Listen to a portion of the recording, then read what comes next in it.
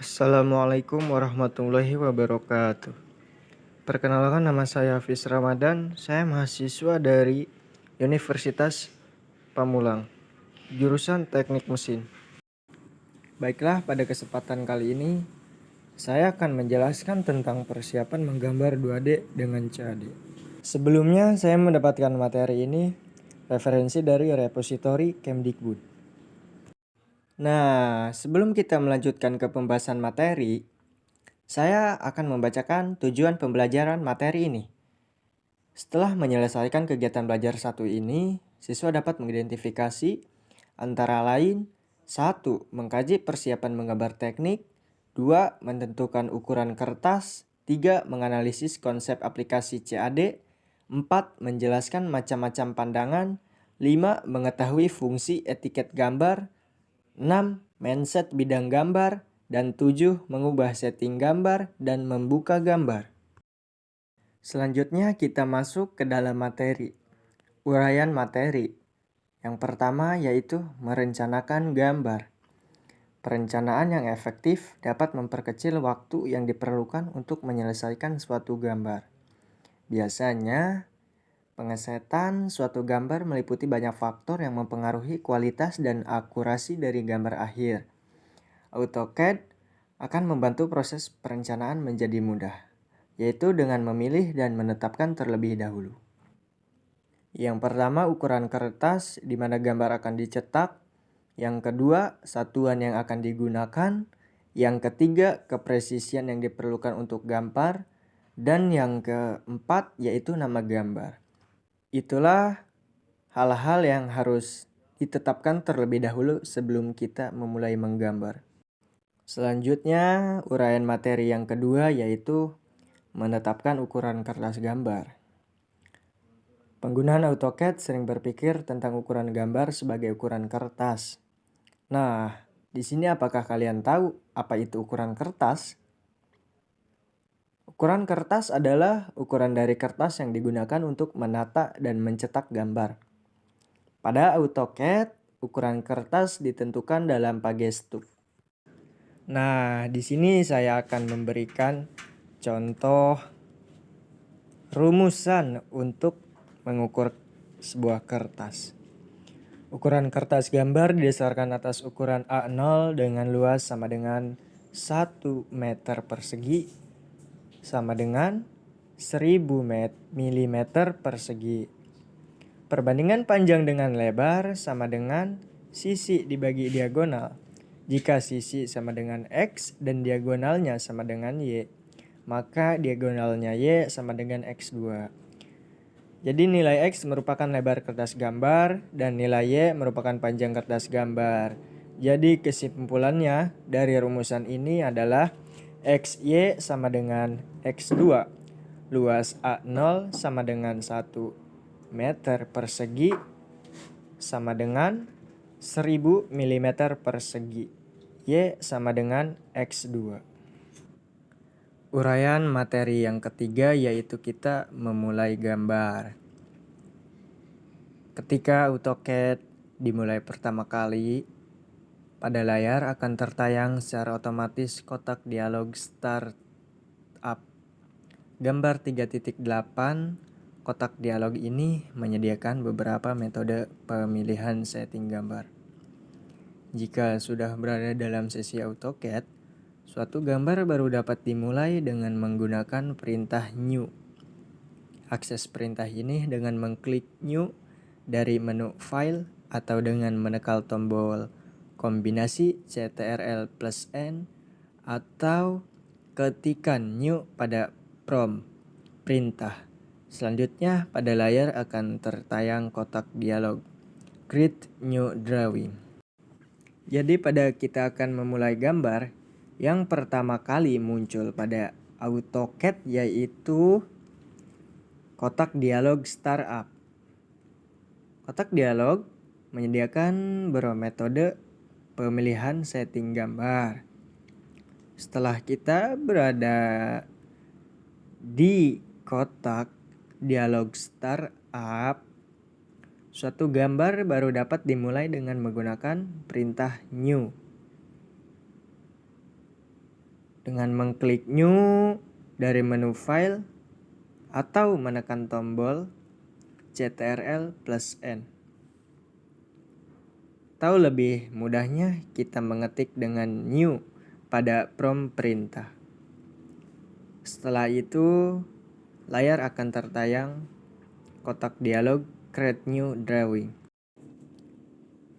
Baik, pada uraian yang keempat kali ini,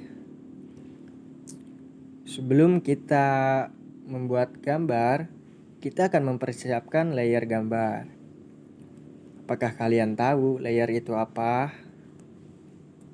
Layer merupakan lapisan sebagai tempat objek yang berbeda karakteristiknya, seperti jenis garis, ketebalan garis, warna, fungsi objek, dan lain sebagainya. Jadi, layer dapat disamakan dengan lembaran kertas, di mana masing-masing objek yang berbeda karakteristiknya ditempatkan. Untuk menata layer ini, lakukan prosedur berikut. Command layer akan kotak dialog layer properties manager, dan contohnya bisa kita lihat dari gambar 3.14 ini. Selanjutnya, pada layer properties manager ini terlihat nama layer yang ada adalah layer 0. Layer 0 ini baik digunakan untuk penggambaran blok-blok gambar. Oleh karena itu, kita harus mempersiapkan layer lainnya untuk kita gunakan dalam menggambar gambar kerja. Untuk memulai pembuatan layer, sekarang tekan tombol Enter. Akan muncul blok untuk layer berikut dengan nama layer 1. Perhatikan bahwa kursor juga duduk pada kata layer 1. Itu berarti boleh diganti. Misalnya dengan GRS sumbu. Selanjutnya, Anda boleh memilih warna dengan mengklik kotak di bawah kolom color. Akan tertayang kotak dialog Select Color. Pilihlah warna yang Anda suka. Dalam hal ini dipilih warna nila. Lalu klik OK. Untuk memilih jenis, klik kata Continuous dan akan tertayang kotak dialog Select Line Type. Jika jenis gambar dalam kotak dialog Select Line Type belum tersedia, klik tombol lunak Load. Akan muncul kotak dialog Load or Reload Line Types. Lalu gunakan panah gulung untuk memilih jenis garis yang diperlukan. Dalam contoh ini dipilih Center 2. Kalau sudah klik OK, untuk kembali ke kotak dialog, Select Line Type. Pada kotak ini, klik jenis garis Center 2 yang baru dipilih. Lalu klik OK untuk kembali ke kotak dialog layer properties manager. Terakhir, klik kata default yang ada pada kolom line wake. Akan tertayang kotak dialog line wake. Pada kotak dialog ini, gunakan panah gulung untuk memilih ketebalan garis yang dibutuhkan. Dalam hal ini dipilih 0,25 mm, lalu klik tombol lunak. Dan 3 gambar di samping adalah sebagai contohnya. Selanjutnya, prosedur menyimpan. Untuk menyimpan file master, bila gambar masih baru, belum pernah disimpan, tekan tombol Ctrl+S secara bersamaan. Akan tertayang kotak dialog Save Drawing AS. Bila file gambar sudah pernah disimpan dan akan disimpan dengan nama baru, bawa kursor ke file yang ada pada menu pull down dan ketikkan A. Akan tertayang kotak dialog Save As. Atau pada submenu file yang sama, klik Save As juga akan tertayang kotak dialog Save As. Atau dari ruang gambar tekan secara bersamaan tombol Ctrl+Shift+S yang terdapat pada papan ketik akan tertayang kotak dialog Save Drawing As. Lihat gambar 3.19. Pada ruang file gambar, tekan tombol kanan mouse akan muncul menu seperti terlihat pada gambar 3.20. Seperti pada gambar 3.20, Sorot dengan kursor menu New akan muncul sub-menunya, yang salah satu diantaranya adalah folder. Klik menu ini akan keluar baris new folder yang sedang tersorot oleh kursor, seperti terlihat pada gambar 3.21. Ketikkan nama folder yang Anda inginkan, boleh nama sendiri, misalnya Panjaitan, gambar 3.22 A, lalu klik double folder ini. Folder ini akan naik ke atas, ke baris save in. Lihat gambar 3.22B. Lihat gambar titik 2.23, bahwa kursor ke baris pengisian file name dan ketikkan nama file, misalnya master A4P gambar 3.23. Lalu tekan tombol enter atau klik tombol lunak save. File Anda sudah tersimpan. Lihat gambar titik 24. Baik, uraian yang kelima yaitu membuka gambar. Gambar yang pernah dibuat dan disimpan dapat dibuka baik untuk tujuan pekerjaan lanjutan maupun untuk tujuan perbaikan. Di dalam kotak dialog startup, ada sebuah tombol untuk membuka gambar, yakni tombol Open a Drawing. Klik tombol ini untuk mengaktifkan pilihan Open a Drawing. Lihat gambar 3.25. 4 file yang dibuka terakhir tertayang dalam daftar Select a File. Lihat gambar titik 26. Salah satu dari file terdaftar dapat dibuka dengan mengklik ganda nama file yang dikendaki. Untuk membuka file suatu gambar yang tidak terdaftar, klik tombol Open yang terdaftar dalam menu File, atau dengan menggunakan kombinasi tombol Ctrl+O, ataupun dengan mengetikkan Open pada baris perintah prompt dan menetapkannya dengan menekan tombol Enter. Kotak Select File yang tertayang setelah mengaktifkan perintah Open akan memperbolehkan pemilihan sejumlah gambar untuk dibuka. Beberapa file gambar dapat dipilih untuk dibuka. Untuk memilih salah satu file gambar yang ada, gunakan kombinasi Ctrl+Shift. Ketika kita mau belajar kembali pada hari yang berbeda, kita boleh memanggil file yang sudah tersimpan sebelumnya. Misalnya master A4P. Lalu bawa kursor ke menu pull down, akan tertayang kotak dialog select file gambar 3.25, double klik file master A4P ataupun dengan menekan tombol lunak open gambar 3.26.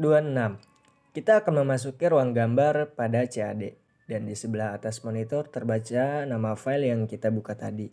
Selanjutnya, karena file master A4P adalah file master, sebaiknya jangan kita ganggu. Disarankan agar Anda menyimpan lagi file tersebut dengan save as dan beri nama baru, misalnya lat1 latihan pertama. Lakukan hal yang sama bila akan memulai gambar baru, dengan mengganti nama file yang terakhir digambar dengan nama file baru. Usahakan agar nama file yang diberi boleh menggambarkan isi file, sehingga kelak Anda tidak akan kesulitan mencari file gambar yang Anda hendaki. Selanjutnya yaitu uraian materi yang keenam, pengenalan toolbar. Salah satu faktor yang membuat proses penggambaran menjadi cepat dan efektif adalah dengan tersedianya batang alat atau bisa disebut dengan toolbar. Oleh karena itu, amati dan pelajari dengan seksama masing-masing toolbar, baik isi ikon-ikon yang terdapat di dalam masing-masing batang alat, maupun fungsinya. Pengguna tinggal mengklik ikon yang ada dalam masing-masing toolbar. Perintah dapat direspon dan dijalankan. Pengguna hanya perlu mengamati dan merespon dengan tepat semua prosedur yang diminta melalui baris perintah prompt. Biasanya untuk menggambar 2 dimensi, toolbar yang sering digunakan adalah seperti terlihat pada gambar titik 28. Antara lain adalah A. Tool standar. Toolbar standar ini berisi beberapa ikon, antara lain adalah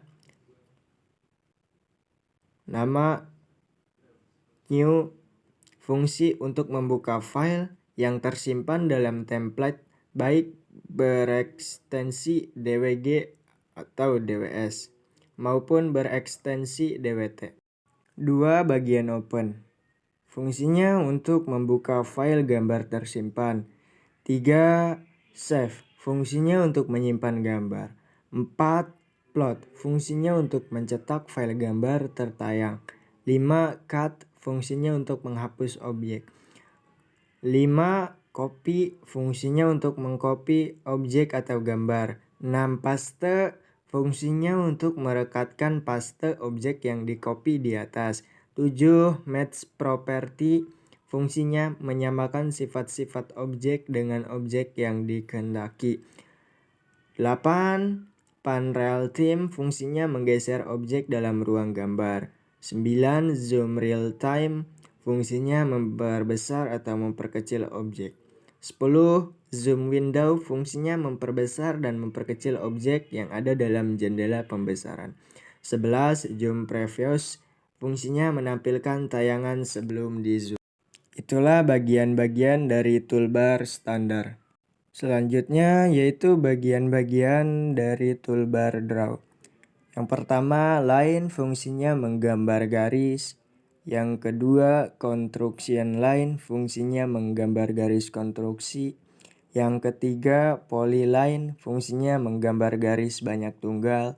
Yang keempat, polygon, fungsinya menggambar segi banyak beraturan. Yang kelima, rectangle, fungsinya menggambar kotak. Yang keenam, arch, fungsinya menggambar busur. Bagian yang ketujuh yaitu circle, fungsinya menggambar lingkaran. Yang kedelapan, spline, fungsinya menggambar garis spline. 9. Ellipse, fungsinya menggambar elips. Yang ke-10, ellipse, fungsinya menggambar busur elips. Bagian yang ke-11 yaitu hatch arch, fungsinya menggambar arsir. Bagian yang ke-12 yaitu gradient, fungsinya menggambar gradient. Yang ke-13 yaitu region, yang fungsinya menyatukan beberapa entity menjadi satu objek. Yang ke-14 table, yang fungsinya membuat atau menggambar table. Yang ke-15 multi-line text, fungsinya untuk membuat teks. Itulah bagian-bagian dari toolbar draw. Baiklah, selanjutnya yaitu bagian-bagian toolbar modif. Yang pertama, erase, fungsinya menghapus objek. Yang kedua, copy, fungsinya mengcopy objek. Yang ketiga, mirror, yang fungsinya mencerminkan objek. Yang keempat, offset, yang fungsinya mengoffset objek. Yang kelima, array, yang fungsinya mengarai objek melingkar atau persegi 4. Yang keenam, move, fungsinya memindahkan objek. Yang ketujuh, rotasi, fungsinya memutar objek pada sumbu Z. Yang ke-8, scale, fungsinya menskala objek. Yang ke-9, stretch, yang fungsinya memperpanjang atau memperpendek objek. Yang ke-9, trim, fungsinya memangkas objek dari batas yang ada. Ke-10, extend, fungsinya memperpanjang objek ke batas yang ada. Ke-11, breakout point, fungsinya memutus objek pada satu titik. Ke-12, break, fungsinya memutus bebas objek. Yang 13, join, fungsinya menyambung garis yang terputus. Ke-14, chamfer, fungsinya membuat pinggulan sudut. Yang ke-15, fillet, membuat pinggulan, fungsinya membuat pinggulan radius. Yang ke-16, explode, yang fungsinya memecah objek menjadi beberapa entity. Itulah bagian-bagian dari toolbar modify. Selanjutnya saya akan menjelaskan uraian dari bagian-bagian toolbar dimension. Yang pertama yaitu linear, fungsinya menggambar ukuran linear. Yang kedua, alignate, fungsinya membuat ukuran sejajar objek. Yang ketiga, arch length, fungsinya membuat ukuran panjang busur. Yang keempat, ordinate, fungsinya membuat ukuran ordinat. Yang kelima, radius, fungsinya membuat radius objek. Yang keenam adalah joget, membuat ukuran dengan garis ukur zigzag khususnya untuk objek yang diperpendek. Yang kedelapan, diameter, fungsinya membuat ukuran diameter. Yang kesembilan, angular, fungsinya membuat ukuran sudut. Yang ke-10, quick dimension, fungsinya membuat ukuran beberapa objek sekaligus. Yang ke-11 yaitu baseline, fungsinya membuat ukuran berbasis ukuran terdahulu. Yang ke-12 continue, fungsinya membuat ukuran secara relatif. Yang ke-12 quick ladder, fungsinya membuat garis ukuran dengan ladder. Yang ke-13 tolerance, fungsinya menggambar toleransi. Yang ke-14 center mark, fungsinya membuat tanda sumbu. Yang ke-15 dimension edit, fungsinya mengedit dimensi. Yang ke-16 dimension text edit, fungsinya mengedit teks ukuran. Yang ke-17 dimension update, fungsinya memperbarui posisi ukuran. Yang ke-18 dimension style, fungsinya menata model ukuran melalui kotak dialog. Dimension style. Nah, tadi adalah materi tentang persiapan menggambar 2D dengan CAD. Sini kita masuk ke tahap rangkuman. Jadi rangkumannya adalah poin pertama, AutoCAD akan membantu proses perencanaan menjadi mudah. Poin kedua, ukuran kertas perlu diketahui untuk menetapkan ruang kerja gambar. Poin ketiga, dengan CAD sehubungan dengan ukuran benda kerja yang akan digambar. Poin keempat, setiap awal penggambaran layar harus dipersiapkan terlebih dahulu. Itulah poin-poin dari rangkumannya. Baiklah, inilah sebuah contoh soal dari materi tersebut. Baiklah, mungkin hanya itu yang bisa saya jelaskan dari materi persiapan menggambar 2D dengan CAD. Kurang dan lebihnya saya mohon maaf. Akhirul kalam, wassalamualaikum warahmatullahi wabarakatuh.